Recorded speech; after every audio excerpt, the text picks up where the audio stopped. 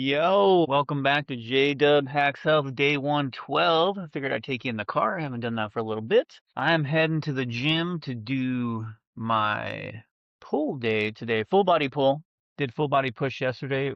Amazing, you guys, with all those extra carbohydrates and just some extra calories. About 300 extra calories, which is really nice to do for now. Today, I want to talk about AI because it's such a hot topic, especially in my business of cybersecurity, and kind of my thoughts around it because I know people have very strong opinions on it. And I think kind of jury's out, right, on whether it's going to end humanity or whether it's going to be a great um, you know, jobs are going to go away, all that stuff. And there's always the possibility for great tools like this to have both positive and negative impacts. What I fear is like most discussions, we get really polarized around it. So it's either going to be all good or all bad. And you'll see this with a number of topics. But AI, when I discuss it with people, they're either way against it or way for it. And I think where we should land is probably like right in the middle. So in my job, it has helped tremendously as a tool, not to replace what I do, to help enhance what I can do, the ability of how much work I can get done. And what I mean by that is I no longer have to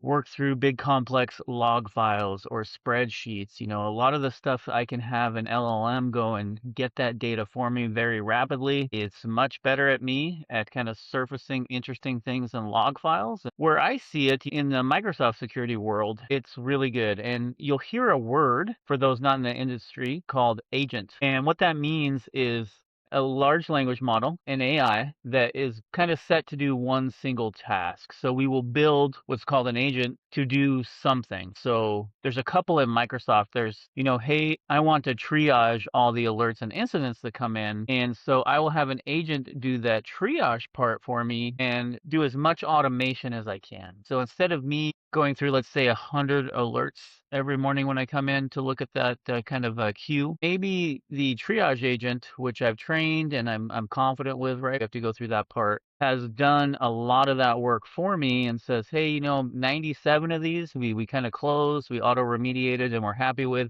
There's three that we really want to look at. So my workload for the day just went from 100 to 3. So far, I think AI does greater good than it does bad. And it certainly has some bad features to it, some bad outcomes for us as humans and young people learning. But it certainly also has some really positive ones. Yeah, that's it, man. So I'll see you guys on the next one.